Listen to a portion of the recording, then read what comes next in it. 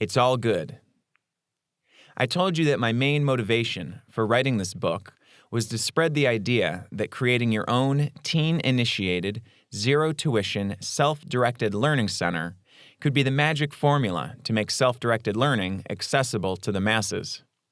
I very much believe in this idea and hope you end up creating one of these amazing centers.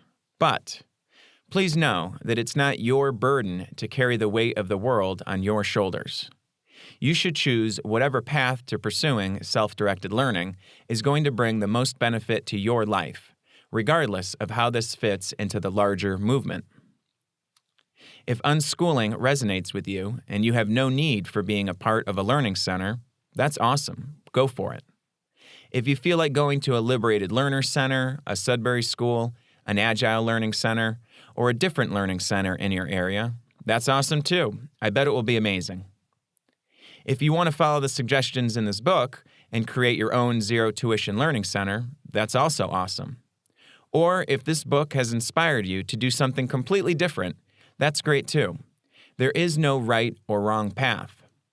The most important thing is that you know your options and that you get to choose. As author and poet Dr. Maya Angelou once said, "I did then what I knew how to do. Now that I know better, I do better." Reference 306. Even choosing to stay in your conventional school may be a great choice for you after reviewing all the options. My hope is that knowing that school is an option and not a requirement may actually make the experience more powerful for you. I'm an advocate for voice, choice, and self-determination. I'm not here to proselytize about a specific path. Think of all the knowledge I've shared with you as a set of tools that are on your tool belt, which you can use as you see fit. The decision-making power is in your hands. My hope is that whatever choice you make, you'll find the same satisfaction as Dylan and Neil, the two teens who I interviewed last spring who go to the South Jersey Sudbury School. When I interviewed them, they told me they enjoyed their learning center so much, they wished they could go there in the summer.